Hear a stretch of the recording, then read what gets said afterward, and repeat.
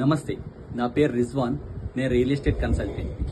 నేను రీసెంట్గా వెంకట్రాజ్ గారు రాసినటువంటి స్టార్ట్ అండ్ గ్రో పుస్తకం చదవడం జరిగింది. ఈ పుస్తకం చాలా విలువైన సమాచారాన్ని ఇచ్చింది. ఈ పుస్తకం ఏంటంటే రియల్ ఎస్టేట్ గురించి పరిచయం, రియల్ ఎస్టేట్లో విభాగాలు ఎన్ని ఉన్నాయి, ఆ విభాగాల యొక్క విశ్లేషణ, ప్రతి దాని గురించి చక్కగా వివరించారు.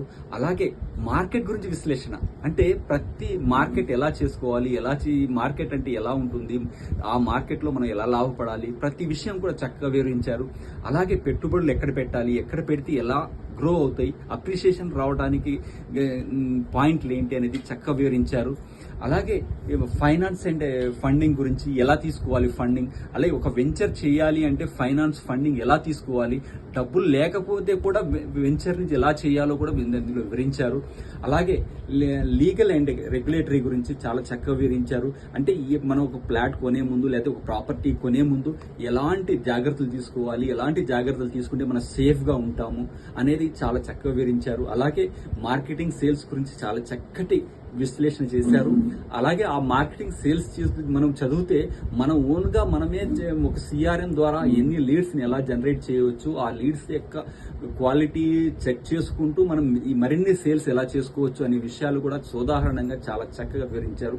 అలాగే కేస్ స్టడీస్, ఈ కేస్ స్టడీస్ గురించి నేను చాలా లైక్ చేశాను. ఎందుకంటే ఒక్కొక్క కేస్ స్టడీ ప్రతి దాంట్లో ప్రతి చాప్టర్లో కూడా కేస్ స్టడీస్ ఉన్నాయి. ఒక్కొక్క కేస్ స్టడీ ఒక్క డీల్ చేస్తే మనం రియల్గా మనం డీల్ చేస్తే ఎంత కాన్ఫిడెన్స్ వస్తుందో ఆ యొక్క కేస్ స్టడీస్ చదివినా సరే అలాంటి లాభం వస్తుంది.